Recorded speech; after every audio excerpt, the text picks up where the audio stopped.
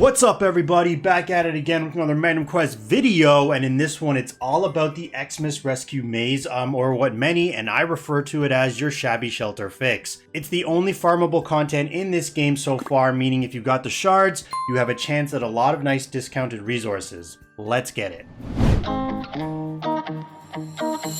So there's a new twist this time around, and now instead of like your regular challenge rewards for the first week, whether that's find gold equipment, defeat X amount of enemies, no casualties, etc. There's different difficulty modes, plus this little Christmas sack that I'm going to call it at the bottom here. Let's discuss this first, since I'm going to go over the basics. This is a new thing, I've never seen this before. And then we're going to go for the second part, which is all about speed farming the Shabby shelter. If you want to just quickly go right to the Shabby shelter, I do have timestamps available in the video description.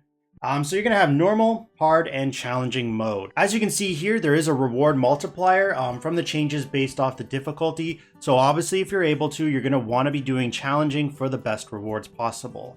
You cannot use God's Lucky Charms, meaning no revivals. The enemies are stronger in this difficulty. And also if you defeat the final boss, which is a creepy jester by the way, you're going to be put on this leaderboard scene here.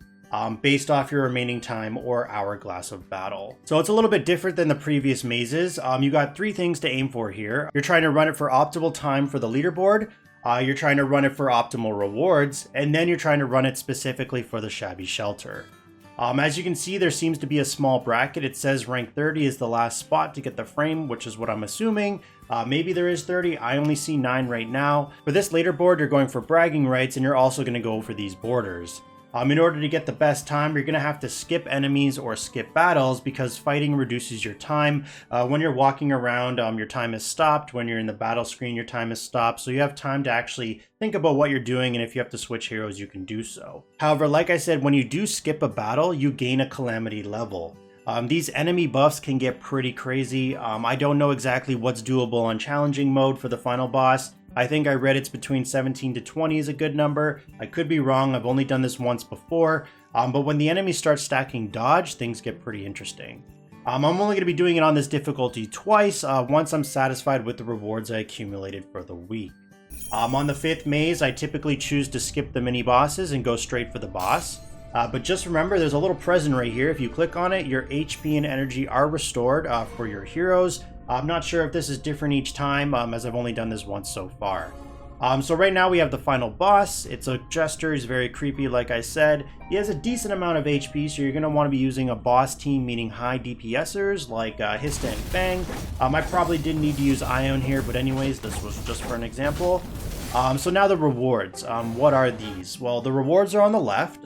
When you go to the secret rooms, meaning the portals, complete the puzzles, you get rewards. When you defeat bosses, you get rewards, and it's all random. Only the top 4 seen here, the values change.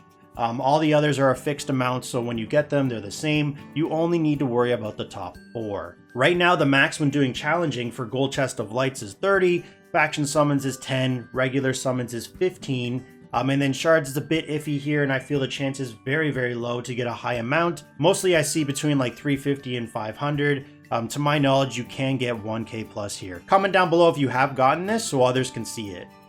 So based off this run, this would be a bad run in my opinion. I'm looking for at least 30 Gold Chest of Lights and 10 Faction Summons, since you're very rarely able to get these compared to the regulars. Now these Christmas sacks, as I'll call them, you get 2 per week. Meaning once you finish your challenging run, because the reward multiplier is the highest here compared to the other difficulties, if you're satisfied with your goodies, you can claim them, meaning 1 of 2 for this week, or if you're not happy, you can reset the maze and try again. In my opinion, you 100% want to be aiming for at least the 30 Gold Chest of Lights. That would be 60 total for 2 times, then another 60 next week depending if the rewards change or not, so that's a potential of 120 Gold Chest of Lights. Very good value, especially since this is a free event. So because I don't like these rewards that I got, I'm going to reset this and not waste one of my chances to claim it. A couple things to understand if you're going for the leaderboards where time means everything. You're hoping to avoid 3 interactions, Osishi, Cyan, and the Black Hole. All the other NPCs, some it's better to ignore them, some actually give you buffs, so you're going to need to figure out the right ones. For most of them, if you ignore them, you won't be penalized, meaning your calamity level If you meet Cyan, the NPC like this, if you choose not to help him, you're going to need to do a fight and then obviously ticks away at your hourglass, but when you win, you drop a calamity level for doing so. If you choose to help, you gain a buff but lose a tiny bit of hourglass. So either way, you're going to be losing time here. You're going to have to pick and choose your options based off your priority. Meaning, are you going for leaderboard time or are you simply going for the rewards? The fourth maze level, you either fight Sir or Kados to my knowledge, so based off your calamity level, once again, this may be hard for you. Then of course you have to face the final boss in the next level, which I already showed. Then decide whether or not you want to keep the rewards in your sack or not. So now that that's over, we're going to start talking about how to speed farm the Shabby Shelter. I've already done this definitely over 200 times by now, so I've tested things out to the max so you don't have to. Number 1, difficulty doesn't matter. I thought maybe from normal to challenging, the Shabby Shelter might give better offers or have a bigger chance of showing up. It doesn't, so you can just do it on normal to make things faster when you're going to go for those bosses on maze level 1 and 2. Number 2, the shelter I'm almost 99% sure cannot show up on maze levels 1 and 2. I did each of these resetting over 20-30 times and did not see one portal with it. So if it can spawn, it's a very, very low chance and not even worth looking for.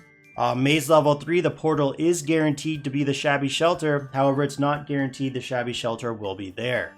However, after running this for over 4 hours, 5 hours, 6 hours, whatever it may be by now, I have no idea.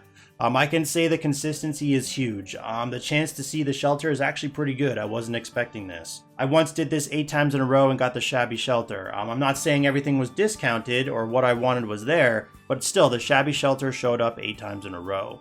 Also, it does have a chance of showing up on maze level 4. However, it's not guaranteed to be the Shabby Shelter portal. Plus, on top of that, you wouldn't be guaranteed for it to be in there, so in my opinion, it's a waste of time, and the most effective way to farm is to speed to maze level 3, get into the portal, check, and then reset. Now, number 3, you're going to notice each maze level has a couple different map layouts. Each map layout, when it shows up, the boss and portal are always in the same spot, meaning you're not going to need to waste time searching and you can just go straight there. I'll do an example run. I won't show it all, but I'll highlight where the boss is going to be or the portal, and then I'm going to go there so you can see it's a fixed location depending on the map layout. I'll also time it so you can get an average of what it will take to get to the actual Shabby Shelter. So maze level 1, this map layout, the portal is going to be here, and then the boss is going to be here. So I'm going to go to the boss right now since this is level 1, just so you can see it.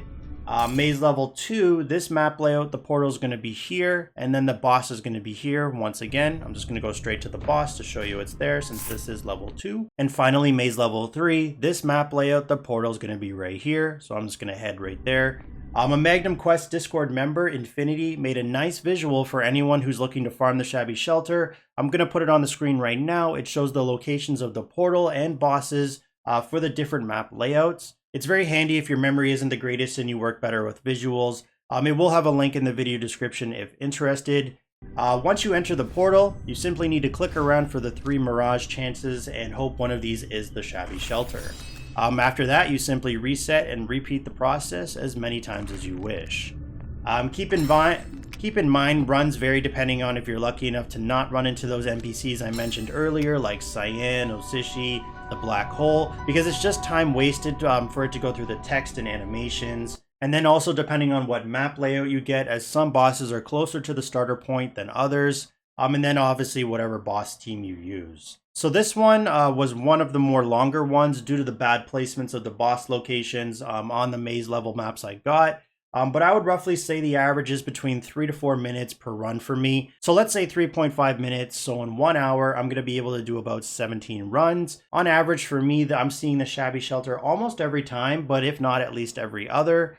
Even at every other, maybe throw in not seeing it 2 times in a row for some cushion room. That's basically like an average of 6 to 8 Shabby Shelters every hour, at least from my testing. That's pretty good consistency. Comment down below if you've been farming the Shabby Shelter and how often have you been seeing it. Some of the discounts you can get, I'll put up screenshots right now on the screen as I'm talking. What I'm choosing is basically anything I see discounted for gold, barrel, or XP. Buying the gold rune bag, and then the gold dice at a discount is also very good. I just already have a lot of these right now, so I don't need these this time around. But yeah, as always, thanks for watching. Hopefully this helps out anyone who's interested. Leave a like if you enjoyed the video, subscribe for future videos, and stay tuned for the next one. Bye.